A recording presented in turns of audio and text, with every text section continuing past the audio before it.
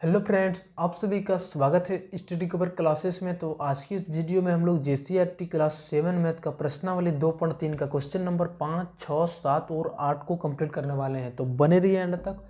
और अगर यदि चैनल पर नए हैं तो चैनल को सब्सक्राइब कर लें। चलिए हम लोग क्वेश्चन नंबर 5 से स्टार्ट करते हैं। क्वेश्चन नंबर 5 में बोलता है, सीता 1 घंटे में एक पुस्तक का 1/3 भाग पढ़ती है। 2.1/4 घंटे में वह पुस्तक का कितना भाग पढ़ लेगा। ठीक, तो चलिए हम लोग क्वेश्चन पर आते हैं कॉपी पे, वहाँ पे हम लोग इसको सॉल्व करने चाहेंगे। चलिए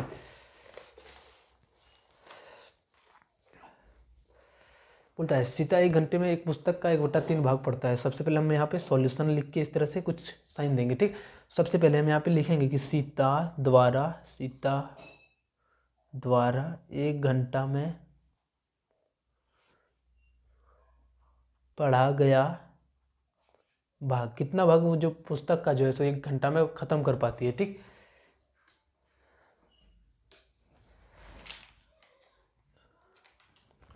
तो कितना है वो 1/3 भाग है। ठीक, चलिए वैसे हम लोग यहाँ पे बोलता है कि 2.1/4 घंटा में कितना वह पढ़ जाएगा। तो यहाँ पे घंटा को एक तरफ और एक तरफ भाग लिखाएगा। तो चूंकि 1 घंटा में इतना पढ़ रहा है तो 2.1/4 घंटा में कितना, तो इसको भी हम इधर से गुना कर देंगे। तो 2.1/4 घंटा में पढ़ा गया जो भाग हो जाएगा वो क्या हो जाएगा। तो 1/3 पहले से इधर मान लेते हैं कि 1 से गुना था तो एक इसमें कोई फर्क नहीं पड़ रहा, लेकिन इधर जब 2.1/4 को 1 से गुना किए तो हमारा 2.1/4 बन गया। तो इधर भी हमारा बन जाएगा 2.1/4, यानी इतना जो पढ़ेगा 2.1/4 घंटा में, तो टोटल कितना ये गुना में इस तरह से चेंज हो जाएगा। ठीक, देखिए 1 घंटा में था तो सिंपल 1/3 था, तो 2.1/4 घंटा में कितना हो जाएगा। तो ये 2.1/4 जो है सो इधर से गुना में है तो उधर चला जाएगा, ये भाग में चला जाएगा। ठीक, तो इस पलट के फिर ये गुना में आ जाएगा। चलिए तो 1/3 गुना में 4 दूनी 8 और 1 9/4। जब इसको कटाएंगे तो कितना बार में कैंसिल होगा, 3 बार में। तो ऊपर में 3 और नीचे में 4, कितना भाग पड़ लेगा ये 3/4 भाग। ठीक, चलिए एक बार फिर से हम इसको समझाने का प्रयास करते हैं।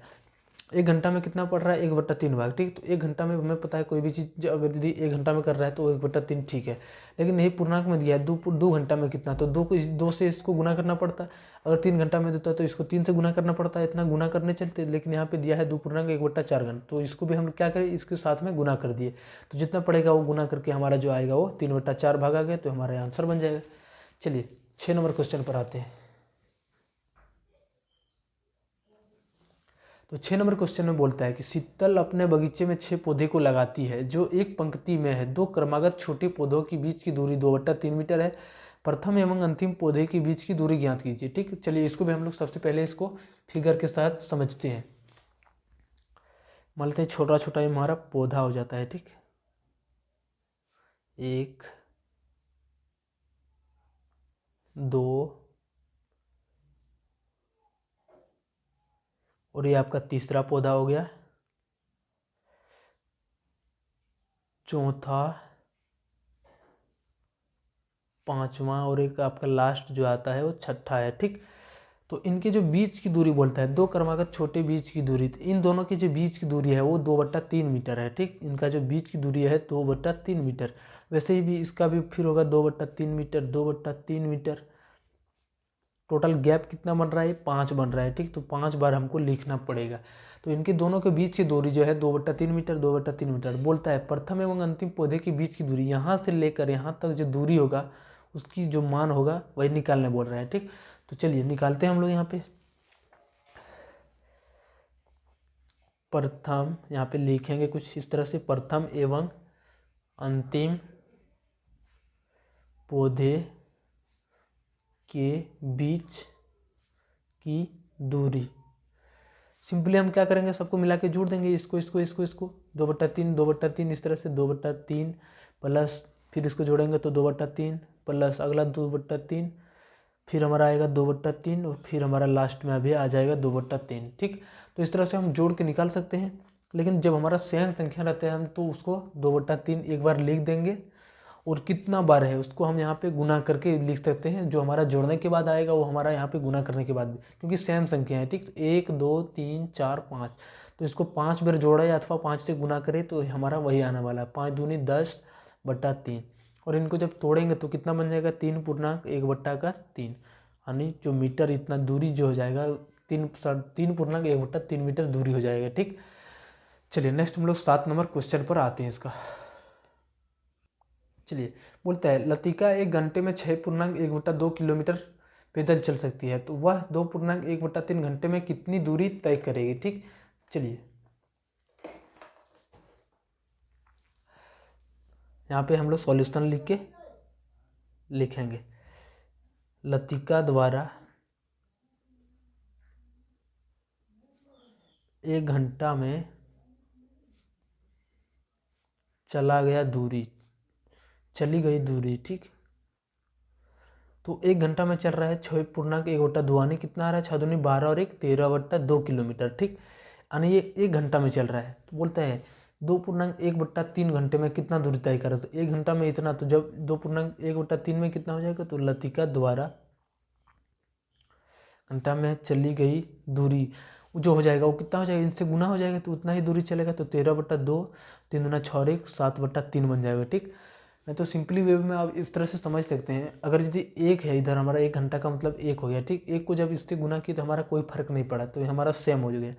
लेकिन जैसे हम यहाँ पे 2.1/3 इधर डालेंगे तो मैथ में काम होता है कि इधर से हम जो किए बराबर के उस पार भी करना पड़ेगा, तो बराबर के उस पार भी हम लोग 2.1/3 से क्या करें, गुना कर दिए। यहाँ पे 1 के साथ ये गुना हो गया। ठीक, तो हमारा ये बन जाएगा फिर वही, तो हमारा फिर इधर से भी हमको गुना पढ़ना पड़ेगा, तो ये हमारा जब इसको पूर्णांक में तोड़े तो ये 7/3 आ गया।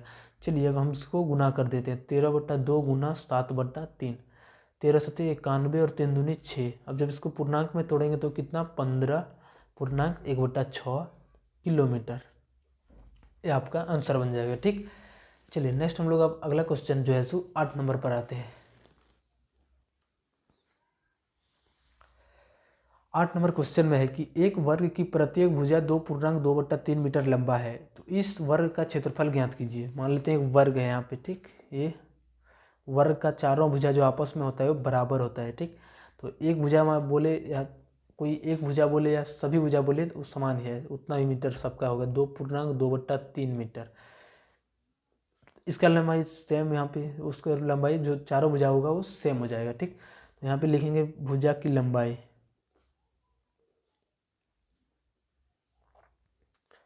कितना होता है, 2.2/3 मीटर है। ठीक, जब इसको चेंज करेंगे तो 3 दूना 6 और 2 8/3 मीटर में आ गया। चलिए अब बोलता है कि इसका क्षेत्रफल क्या होगा, इस वर्ग का जो है सो क्षेत्रफल क्या है। ये हमें भुजा मिल गया यानी एल मिल गया, अब हमको क्षेत्रफल निकालना, तो वर्ग का जो क्षेत्रफल होता है वो भुजा का स्क्वायर के बराबर होता है। तो हमारा भुजा जो है वो क्या है 8/3 है, इसका हम लोग होल स्क्वायर कर देंगे। ठीक, और इस होल स्क्वायर का मतलब होता है इसको 2 बार गुना कीजिए, जो भी संख्या है उस नीचे में उसको 2 बार गुना कीजिए। चलिए हम इसको 2 बार गुना कर देते हैं, कितना बन जाता है 8 × 64 और 3 × 9, और यहाँ पे जब 2 बार मीटर मीटर गुना हो जाएगा, लेंथ यहाँ पे मीटर और यहाँ पे भी मीटर, तो मीटर स्क्वायर बन जाएगा यहाँ पे। ठीक, हमेशा ये चीज़ें याद रखिएगा कि आप लोगों मीटर गुना मीटर यानी मीटर स्क्वायर, अगर यदि क्षेत्रफल निकलता है तो हमारा मीटर स्क्वायर में निकलता है, लेकिन वहीं पे अगर यदि आपका आयतन निकलता है तो मीटर क्यूब 3 पावर उसके 3 हो जाता है। ठीक, और सिर्फ परिमाप यानी पेरीमीटर निकलता है, चारों तरफ की लंबाई निकलता है, तो हमारा सिर्फ और सिर्फ हमारा सिंगल एम यानी मीटर निकलता है। ठीक, ये चीज़ें आप लोगों को ध्यान रख कर चलना है। चलिए यहाँ तक आप आज के लिए यहीं पे तक रखते हैं। अगर जिस चैनल को अभी तक सब्सक्राइब नहीं किए हैं तो चैनल को सब्सक्राइब कर लो और दोस्तों को शेयर करो। मिलते हैं नेक्स्ट वीडियो में। जय हिंद, वंदे मातरम।